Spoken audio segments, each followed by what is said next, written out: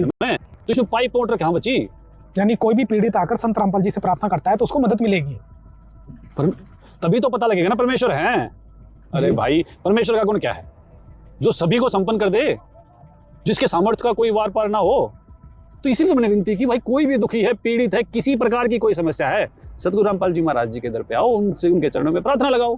क्या कि कोई कह देगा ऐसा? एक बताओ, मैं शिष्य तो हूं ना, अपने गुरु के बारे में कोई दूसरा कह देगा? गुरु सब बना रहे हैं। बिल्कुल नहीं कह सकता। नहीं, ये कहेंगे हमारे गुरु जी ने चंदा दे दो भाई, हमारा हमने धर्मशाला चलानी है, भाई तुम अपना है चंदा यहाँ इस पे, ये स्कैनर पे। अरे मैं गदगद हो जाता हूँ।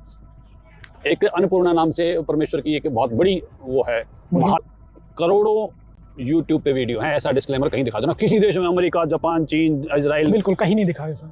उस डिस्क्लेमर पे क्या लिखा है कि अगर हमारे नाम पर कोई किसी प्रकार से आपसे पैसा ले रहा है तो वो आपको लूट रहा है, और हमारी संस्था किसी भी प्रकार से पैसा नहीं लेती।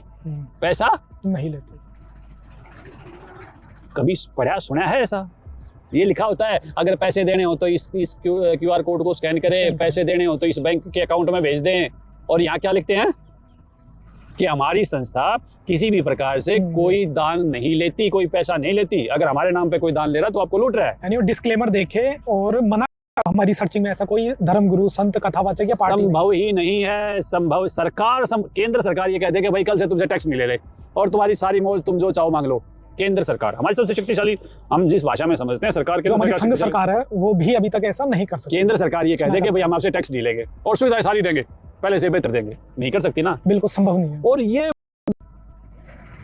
मतलब ये घोषणा कर रहा है हमारे जैसे कुत्तों के माध्यम से, हमारे जैसे मूर्खों के माध्यम से कि बेटा संसार में कोई भूखा नहीं सोना चाहिए, संसार में कोई नंगा नहीं रहना चाहिए, संसार में छत सबके ऊपर होनी चाहिए।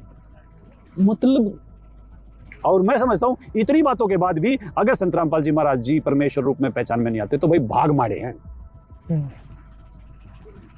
और ये कोई गाने बजाने की बात नहीं कर रहा मैं, ये मेरे गुरु जी के आदेश है हम सब के लिए, हम सब सेवादारों के लिए, कि कोई भूखा नहीं सोना चाहिए।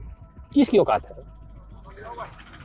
पैसा लिया बांट दिया। मैं ये नहीं कर रहा कि बहुत सारी सामाजिक सेवाएं कार्य कर रही है, ऐसा नहीं है, कोई कुछ नहीं कर रहा, सरकार भी तो पैसे नहीं लेती और कार्य कर रही है। कोई भी नहीं।